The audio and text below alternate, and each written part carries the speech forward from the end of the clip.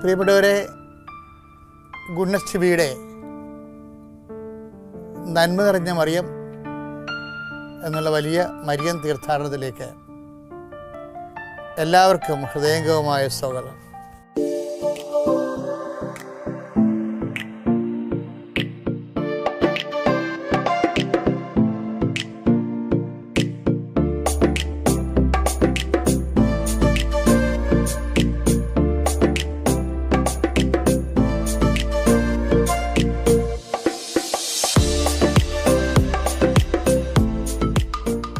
വളരെ അപൂർവം എന്ന് പറഞ്ഞാൽ സാധാരണ നമുക്കറിയാം ഇറ്റലി, ഫ്രാൻസ്, സ്പെയിൻ,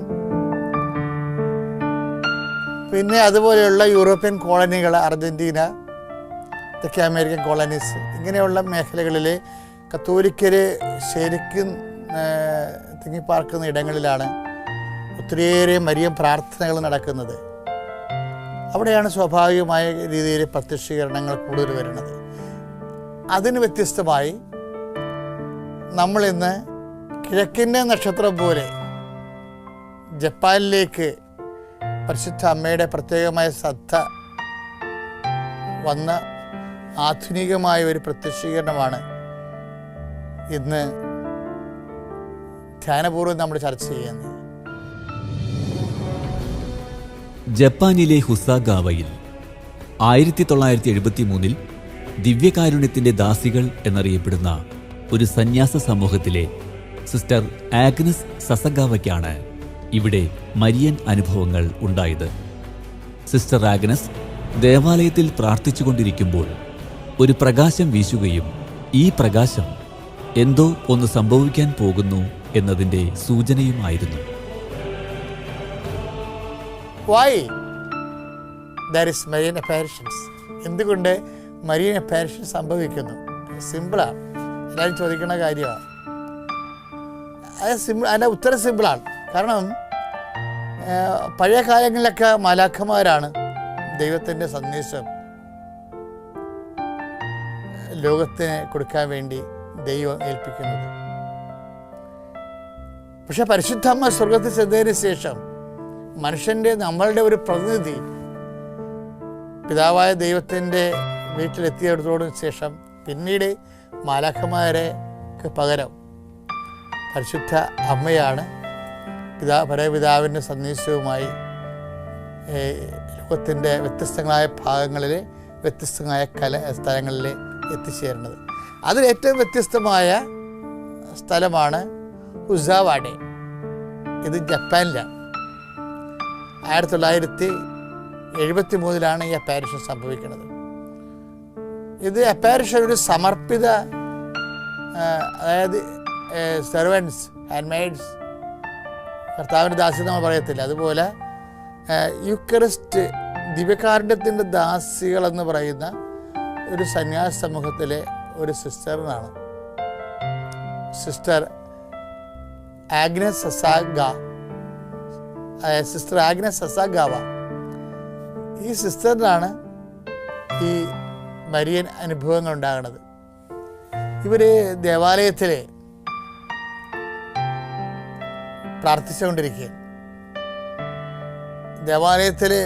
ഈ ദേവാലയവുമായിട്ട് ബന്ധപ്പെട്ട് പല മരിയൻ അപ്പാരിഷൻസും നമ്മൾ ഈ കാഴ്ചപ്പുറങ്ങളിൽ കണ്ടിട്ടുണ്ട്.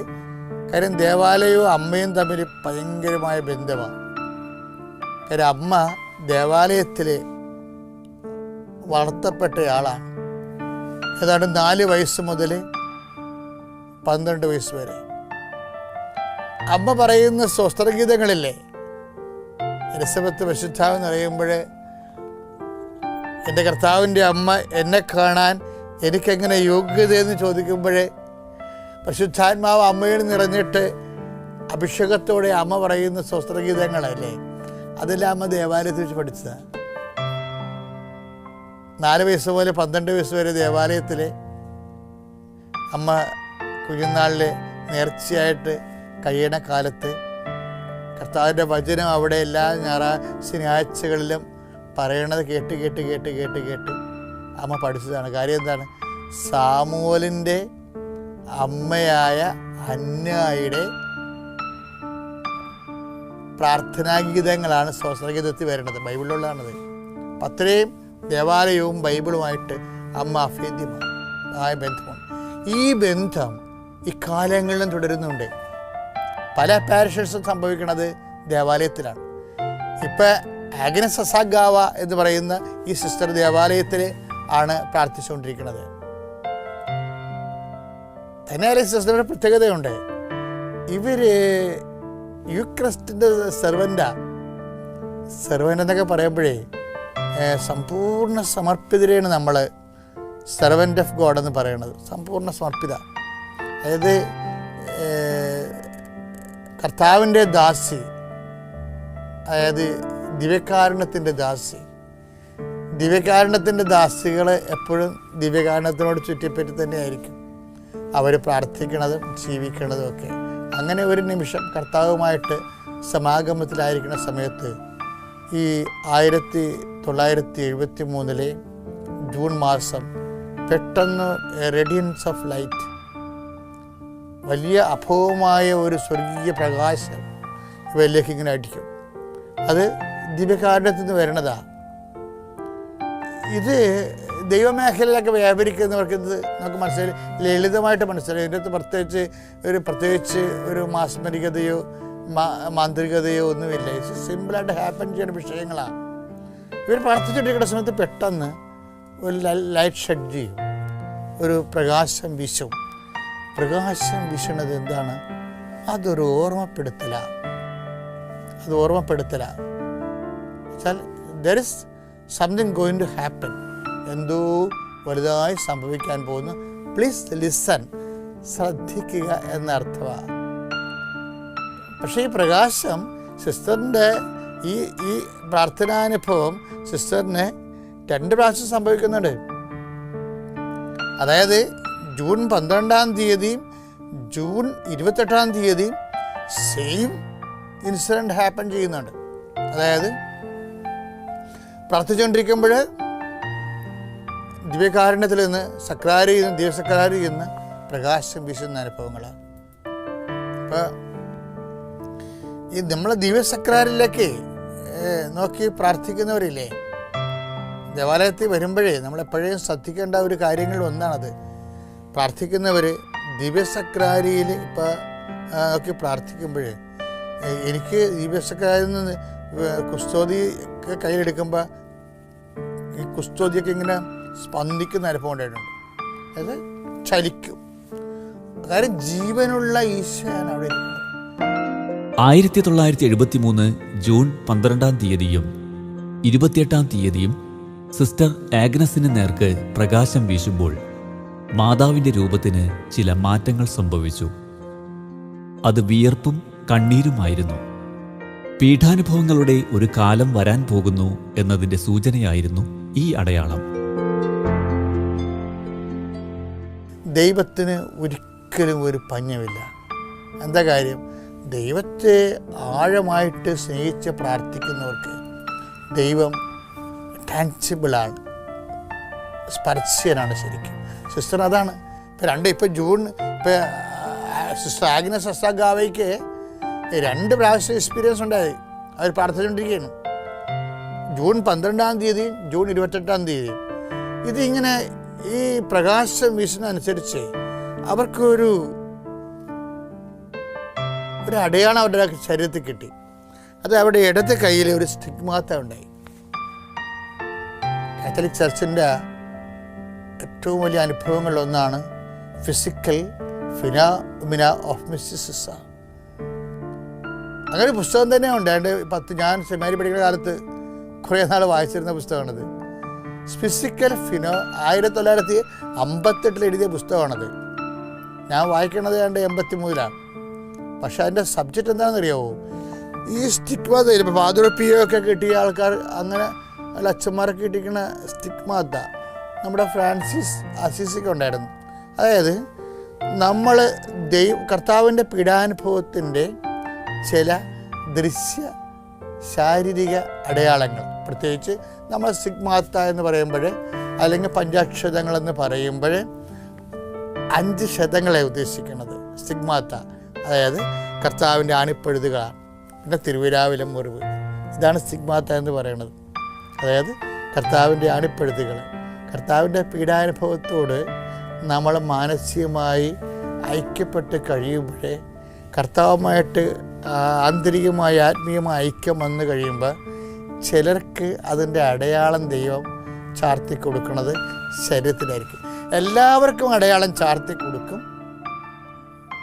ചിലർക്ക് അത് ദൃശ്യമായിട്ട് കൈകളിൽ ചാർത്തി കൊടുക്കും. അടപ്പെടുത്തിൻ്റെ അടയാളങ്ങൾ.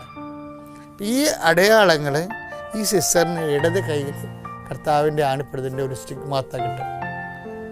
അപ്പോൾ എന്താണ് ഇവർ she will become very serious. Something going to see happen in the tabernacle എന്നവർക്ക് തോന്നുന്നു. അതായത് എന്തോ വലിയ കാര്യങ്ങൾ സംഭവിക്കാൻ പോകുന്നു എന്നാണ്. എനിക്ക് ഈ അപ്പാരിഷൻ വായിച്ച് ഇഷ്ടപ്പെടുന്നതാണ് ഹൗ ജീസസ് ഇസ് സോ അതായത് ഈ ഈശോ എന്തുമാത്രം പ്രാധാന്യം ഈ മരീൻ അപ്പാരിഷന് കൊടുക്കുന്നു എന്നുള്ളതാണ്. ഇതിൻ്റെ ഇൻവോൾവ്മെൻറ്റ് ഭയങ്കരമാണ്. അതായത് ഇത്രയും നാൾ നമ്മൾ നോക്കി മനസ്സിലാക്കുമ്പോൾ ജീസസിൻ്റെ ഒരു ഷെയ്ഡിലാണ് എപ്പോഴും അപ്പാരിഷൻ സംഭവിക്കുന്നത്. അതായത് ഒത്തിരി അപ്പാരിഷൻസ് അങ്ങനെ ഉണ്ടെന്ന് ഞാൻ പറയുകയാണ്. കർത്താവിൻ്റെ ഒരു അദൃശ്യമായ സാന്നിധ്യം അവിടെ ഉണ്ട്, പക്ഷേ കമ്മ്യൂണിക്കേറ്റ് ചെയ്യണത് അമ്മയിലൂടെയാണ് കമ്മ്യൂണിക്കേറ്റ് ചെയ്യണത്. അപ്പോൾ ഈശോയ്ക്ക് പറയാനുള്ള കാരണങ്ങൾ അമ്മയിലൂടെ ഈശോ ഇന്നും ലോകത്തോട് പറയുന്നതാണ് ഹുസ്സാവാടയിലെ പ്രധാനപ്പെട്ട ഒരു മെസ്സേജ്. പല മെസ്സേജും ഉണ്ടെങ്കിലും അതിന് 3 മെസ്സേജുകളുണ്ട്. പക്ഷേ ഞാൻ പറയണത് വരികൾക്കിടയിൽ വായിക്കുമ്പോൾ നമുക്ക് പ്രാർത്ഥനാപൂർവം നമുക്ക് മനസ്സിലാകുന്ന ഒരു കാര്യം, ഈശോയുടെ സാന്നിധ്യത്തിലാണ് ഈ മെസ്സേജ് അമ്മ നൽകുന്നത്. That means four Jesus. കർത്താവിന് വേണ്ടിയാണ് മെസ്സേജ്. അമ്മ സംസാരിക്കുന്നതും കർത്താവിന് വേണ്ടിയാണ്. അതായത് അത് ജൂലൈ 12 കഴിയുമ്പോൾ മെസ്സേജ് ഫ്ലോ ചെയ്യാൻ തുടങ്ങും. വിഷയങ്ങളെല്ലാം മാറിയിട്ട് ഈ ടബർനാക്കിൽ നിന്ന് ജസ്റ്റ് മരിയൻ അവിടെ ഉണ്ടായിരുന്ന മരിയൻ സ്റ്റാച്യുവിലേക്ക് ഈ സബ്ജക്റ്റ് വരും, വിഷയം വരും. ഒരു വലിയ മരിയൻ സ്റ്റാച്യു ഈ അൾത്താറയിൽ പ്രതിഷ്ഠിച്ചിട്ടുണ്ട്. നിങ്ങൾക്കത് ഈ ചിത്രങ്ങളിൽ കാണാൻ കഴിയും.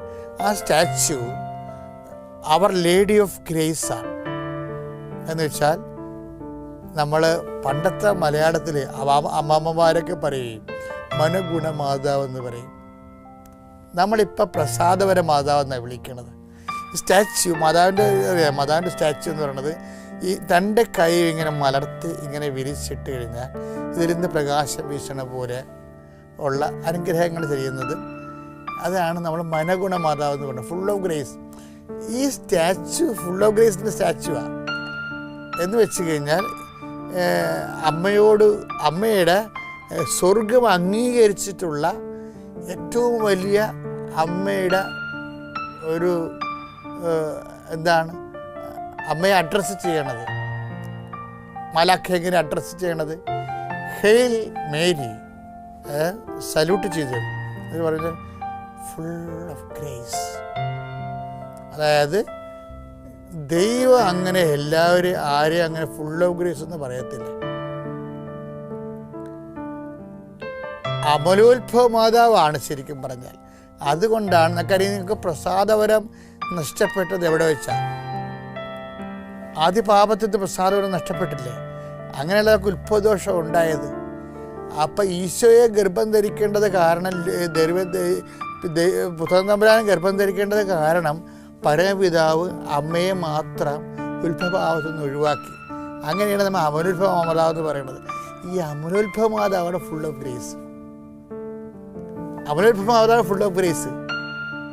അമലോത്ഭവ മാതാവിൻ്റെ രൂപം എന്ന് പറയുന്നത് പാമ്പിൻ്റെ പുറത്ത് തലയിൽ അമ്മ ചവിട്ടിക്കൊണ്ട് നിൽക്കുന്നതാണ്.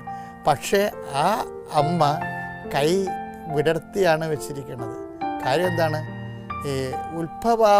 ഉത്ഭവഭാവത്തിൻ്റെ നിന്ന് ഒഴിവാക്കി അമ്മയെ സൃഷ്ടിച്ചിട്ട് ആ ദൈവത്തിൻ്റെ മുഴുവൻ കൃപകളെ ആവഹിക്കപ്പെട്ടിട്ടുള്ള ആളാണ് അമ്മ.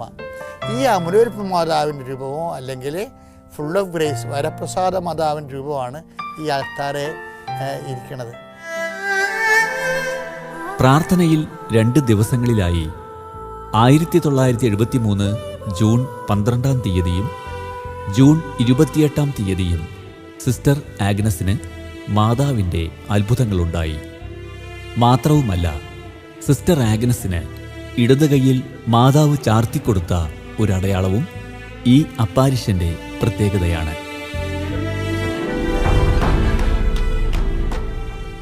ഈ മനുഷ്യന് സംഭവിക്കാൻ പോകുന്ന ഈ കഠോരമായ പീഡകളെ ആദ്യം ദൈവം അടയാളം കാണിക്കും. ഈ സ്റ്റാച്യുവിന് സംഭവിക്കാൻ പോകുന്ന പോലെ കാലാന്തരത്തിൽ ഈ ലോകത്തിന് സംഭവിക്കും. മനുഷ്യൻ്റെ പാപങ്ങൾ കാരണം മനുഷ്യൻ മാനസാന്തരപ്പെടുന്നില്ല എങ്കിൽ രക്തവും വിയർപ്പും രക്തവും നിങ്ങൾ കാണും.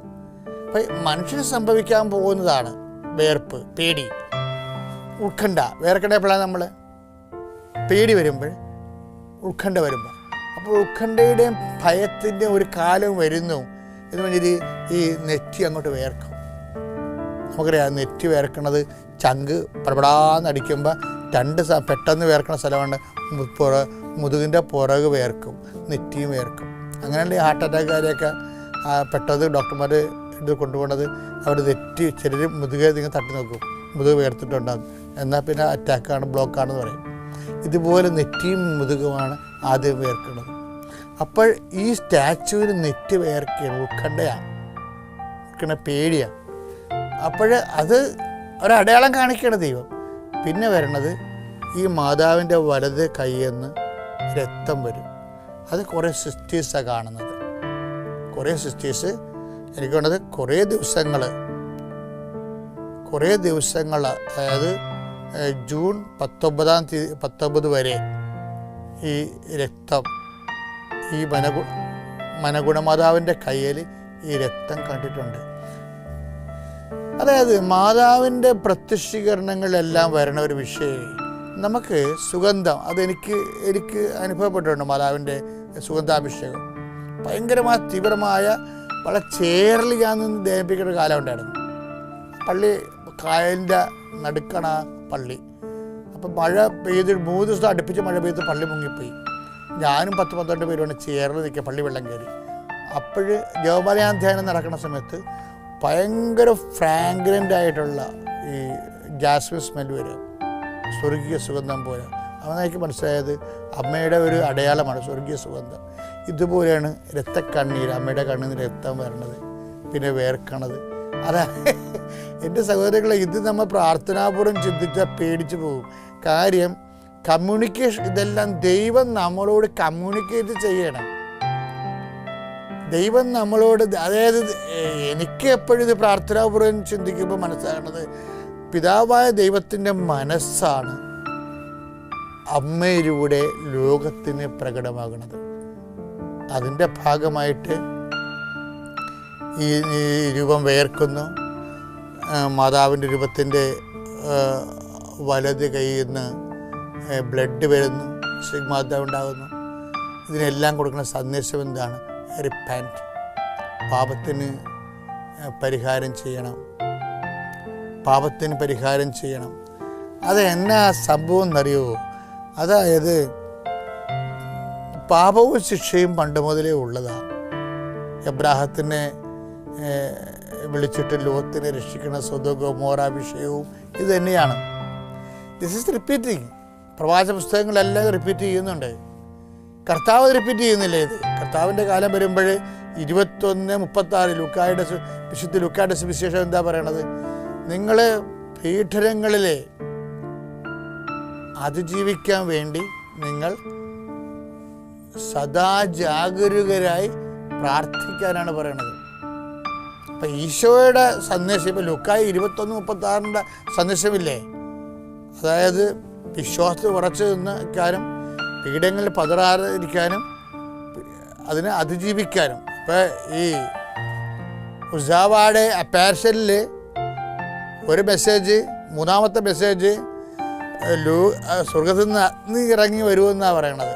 പാപം പെരുകി, അതായത് അതുപോലെ തന്നെ ദൈവത്തെ ഒഴിവാക്കി മനുഷ്യത്വം പോലും നഷ്ടപ്പെടുത്തി നിങ്ങൾ ജീവിച്ചാൽ തീർച്ചയായിട്ടും അഗ്നി ഇറങ്ങി വരുമെന്ന്. അതായത് ഈ ലോകത്ത് വംശയുദ്ധങ്ങൾ, അതുപോലെ തന്നെ യുദ്ധങ്ങൾ, ഇതെല്ലാം ഉണ്ടാകുന്നത് മനുഷ്യന് പാപം പെരുകിക്കഴിയുമ്പോൾ, ദൈവകൽപ്പനകൾ മറത്ത് പിഴച്ച് മനുഷ്യൻ ദൈവിക ചൈതന്യം കഴിയുമ്പോൾ സ്വാഭാവികമായിട്ട് ഇത് സംഭവിക്കും. പീഡനങ്ങളുണ്ടാകും, യുദ്ധങ്ങളുണ്ടാകും, ഇതുപോലെ കോവിഡ് പോലുള്ള സാംക്രമിക രോഗങ്ങളുണ്ടാകും. പക്ഷേ ദൈവം ഇത് ആഗ്രഹിക്കുന്നില്ല. അപ്പാരിഷൻ എല്ലാം പറയണത് എന്താണ്? ദൈവം ഇത് ആഗ്രഹിക്കുന്നില്ല. അല്ലാതെ ഇത് ആഗ്രഹിക്കണം എന്നല്ല. ഇങ്ങനെ മനുഷ്യൻ സ്വയം അവൻ്റെ വിപത്തുകൾ, സ്വയം പാപത്തിൽ ജീവിച്ചുകൊണ്ട് അതിൻ്റെ ശമ്പളമായ മരണത്തെ സ്വയം വരിക്കുന്ന ദാരുണമായ ഈ സങ്കടാവസ്ഥ ദൈവം, സ്നേഹത്തിൻ്റെ ദൈവം ആഗ്രഹിക്കുന്നില്ല എന്നാണ് ശരിക്കും പറഞ്ഞാൽ മരിയൻ മെസ്സേജുകളുടെ എല്ലാത്തിൻ്റെയും ആന്തരികത. അതുകൊണ്ടാണ് നമുക്ക് താക്കീത് തരണത്, നമുക്ക് മുന്നറിവ് നൽകണത്. രണ്ടാമത്തെ മാതാവിൻ്റെ മെസ്സേജ് എന്ന് വെച്ച് കഴിഞ്ഞാൽ അച്ഛന്മാർക്ക് വേണ്ടി പ്രാർത്ഥിക്കണം, ബിഷപ്പുമാർക്ക് വേണ്ടി പ്രാർത്ഥിക്കണം, പിതാക്കന്മാർക്ക് പരിശുദ്ധ പിതാവിന് വേണ്ടി വരെ പ്രാർത്ഥിക്കണം. എന്താണ്? ഹെറസി വരുമെന്നാണ്. സഭയുടെ പീഡനങ്ങളെന്ന് പറയുമ്പോഴേ വിശ്വാസ വ്യതിചലനങ്ങൾ ആൾക്കാർക്ക് വരും. വിശ്വാസ വ്യതിചലനങ്ങൾ. അപ്പം വിശ്വാസ വ്യതിചലനങ്ങൾ വന്നു കഴിഞ്ഞാൽ കർത്താവ് ഒരാളിൻ്റെ വിശ്വാസം പോലും നഷ്ടപ്പെടുന്നതിനെക്കുറിച്ച് പറഞ്ഞത്, നിങ്ങൾ ആരെങ്കിലും, ഈ തിരഞ്ഞെടുക്കപ്പെട്ടവരിൽ ആരെങ്കിലും ഒരാൾക്ക് ഉതപ്പ് കൊടുത്താൽ അവൻ്റെ കഴുത്തിൽ വലിയ തിരിക്കല്ല് കെട്ടി കടലെറിയപ്പെടുന്നതാണ് അവന് ഭേദമെന്ന് പറയുമ്പോൾ ഒരു വിശ്വാസ തകർച്ചയെ ദൈവം എന്തോ ഒരു കരുതലോടെ കാണുന്നു. അപ്പോൾ വിശ്വാസം തകരാതിരിക്കാനാണ് പ്രാർത്ഥന പറയണത്. നിങ്ങൾ മനസ്സിലാക്കണം. അതായത് നിങ്ങളുടെ പ്രാർത്ഥന ദൈവത്തിരുസ്ഥന് വിലയുള്ളതാണെങ്കിൽ നിങ്ങളുടെ പ്രാർത്ഥനയിൽ ദൈവത്തിനൊരു വിലയുണ്ടാകണം. യുക്രസ്റ്റിക് സെർവൻ്റ് ഓഫ് യുക്രസ്റ്റിക് സിസ്റ്റർ ആഗ്നസ് അസാഗാവേ എന്ന് പറയണതില്ലേ, അവരുടെ പ്രാർത്ഥനയ്ക്ക് വിലയുള്ളത് കൊണ്ടാണ് അവരോട് പ്രാർത്ഥിക്കാൻ ആവശ്യപ്പെടുന്നത്. പ്രെയർ ഓഫ് മീഡിയേഷൻ, മധ്യസ്ഥ പ്രാർത്ഥന, അത് ദൈവത്തിൻ്റെ സ്വന്തമാകുമ്പോൾ നമുക്ക് ദൈവം തരണ ആദ്യത്തെ അനുഗ്രഹമാണ്. ആദ്യത്തെ അനുഗ്രഹം. ദൈവം നമ്മൾ അടുത്ത് കഴിയുമ്പോൾ ദൈവം പറയും, ഇന്ന അവസ്ഥ നിങ്ങൾ പ്രെയർ ചെയ്യണമെങ്കിൽ അതിന് സമാധാനമുണ്ട്. We have to retaliate. അതായത് നമ്മളെ ഈശോ തന്നെ പീഡാനുഭവത്തിൽ എന്താണ് നമ്മളോട് പറയണത്? പാപം ചെയ്തതാണ്, അത് ശിക്ഷ വാങ്ങിക്കും.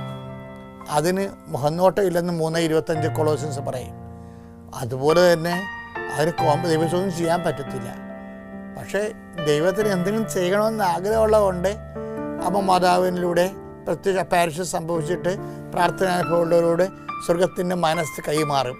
അതാണ് ആഗ്നസ് അസാഗാവേയിൽ പറയണത്. നമ്മൾ ദൈവത്തെ അനുരഞ്ജനപ്പെടണം.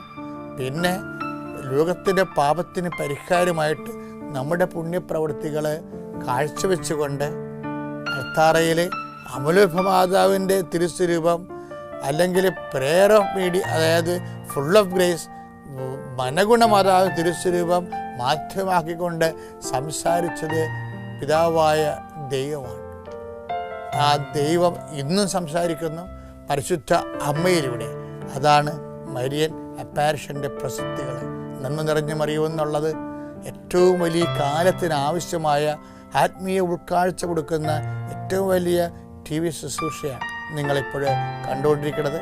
അത് നിങ്ങളിലെ അമ്മയോടെടുക്കാൻ, അമ്മ വഴി ഈശോയോടെടുക്കാൻ, ദൈവത്തോടെടുക്കാൻ, ലോകത്തിന് വേണ്ടി ദൈവത്തിൻ്റെ സ്വർഗത്തിൻ്റെ പ്രതിനിധിയാകാൻ ദൈവം നിങ്ങളെ അനുഗ്രഹിക്കട്ടെ. Praise the Lord.